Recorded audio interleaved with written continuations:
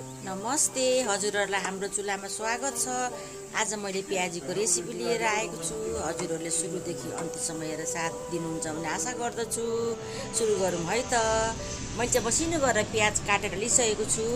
आफूलाई कति चाहिन्छ लिने, त्यहाँबाट नुन स्वाद अनुसार लाएर यसलाई मिक्स गरेर चाहिँ 10-15 मिनट चाहिँ छोपेर राख्नुपर्छ। अनि त्यहाँबाट पानी निस्कन्छ, त्यस कारणले गर्दा छोप्नुपर्छ। अब यसलाई छोपेर राख्नुपर्छ 10-15 मिनट भइसक्यो। त्यहाँबाट मैले खोलेर देखाउँदैछु हजुरहरूलाई। अब यहाँ मैले थोरै बिरे नुन लगाएको छु। बिरे नुनले चाहिँ राम्रो पच्छ, खानाहरू पचाउँछ। मैले जिराको जिरा धनियाँको धुलो लगाउँदैछु 1 चम्चा। त्यहाँबाट हरियो खोर्सानी चाहिँ आफूलाई कतिको पिरो खानुहुन्छ त्यही अनुसार लगाउनुपर्छ। त्यहाँबाट बेसन लगाउँदैछु मैले। बेसन चाहिँ 1 चम्चा, 2 चम्चा, 3 चम्चा, 4 चम्चा लगाएको छु। कर्नफ्लोर लगाउँदैछु म त्यहाँबाट। कर्नफ्लोर चाहिँ 2 चम्चा। कर्नफ्लोरले चाहिँ क्रन्ची हुन्छ।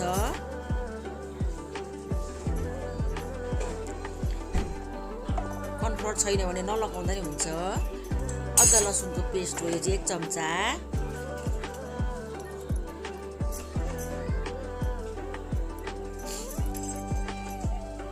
अब यसमा चाहिँ म ज्वानोको दाना लगाउँदैछु। मजाले मिचेर लगाउँदैछु हत्केलामा। त्यसो गर्दाखेरि चाहिँ टेस्ट दिन्छ। यसले पनि पचाउने काम गर्छ, चिल्लो हुन्छ। त्यस कारणले लगाएको राम्रो। मिक्स गर्नुपर्छ मजाले यसलाई। पानी चाहिँ त्यहीँबाट निस्किएको हुन्छ, त्यस कारणले गर्दा पानी लाउनुलाई जरुरत छैन। प्याज काट्ने बित्तिकै बनाउनु हो भने चाहिँ थोरै पानी लगाउनुपर्छ, हल्का थोरै बेसार लगाउनुपर्छ। बेसार आधी चम्चा लगाएर मजाले मिक्स गर्ने। पहिल्यै मोलेर राखेकोले गर्दा पानी निस्किसकेको छ यसमा। अनि आफूलाई कतिको बेसन पुगेन भने थप्नु मिल्छ पछिबाट। आफ्नो किचनमै भएको सामानहरूबाट यो चाहिँ बनाउन सकिन्छ। प्याजी बनाउन सकिन्छ। हेर्नुहोस् त, मैले तेल बसाइसकेको छु। तेल अलि निकै नै बसाउनुपर्छ।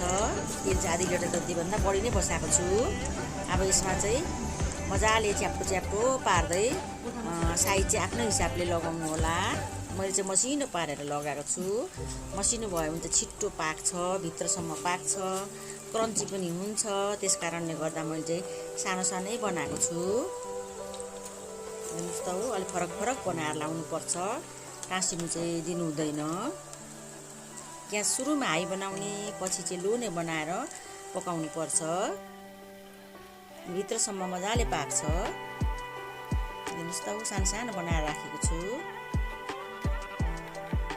त्यसो गर्दाखेरि चाहिँ मजाले पाक्छ, क्रन्ची हुन्छ। र हेर्नुहोस् त, पानी परेको मौसम हुन्छ, जाडो। त्यसमा यो बनाएर प्याजी बनाएर सबैजना बसेर खाँदा मिठो हुन्छ। अझ चियासँग खाँदा पनि हुन्छ। हजुरहरूले पर पाहुना आउँदा पनि झट्टपट प्याजी बनाएर खुवाउन सकिन्छ। घरमा किचनमै भएको सामानबाट बनाउन सकिन्छ। धेरै सामानहरू पनि लाग्दैन, मिठो पनि हुन्छ। अहिले पानीको मौसम छ, पानी परिरहन्छ। त्यसमा चाहिँ प्याजी बनाएर खाँदा मिठो हुन्छ चियासित। हेर्नुहोस् त, पाक्नु लागिसक्यो। निकाल्नु पनि थालिसक्यो। अब हजुरहरूले पनि यसरी नै बनाएर खानुहोला। कस्तो लाग्छ कमेन्टमा लेखेर बताइदिनु होला। हेर्नुहोस् त, छिट्टो मिठो सजिलो प्याजी चाहिँ बनाउन सकिन्छ। सबै पाकेर तयारी भइसक्यो। मैले निकालिसकेँ। हजुरहरूलाई सर्भ गरेर देखाउँदैछु। हजुरलाई भिडियो कस्तो लाग्छ, मन परेमा लाइक, सब्सक्राइब, कमेन्ट गरिदिनु होला। साथीभाइहरूसँग सेयर पनि गर्न नभुल्नु होला है।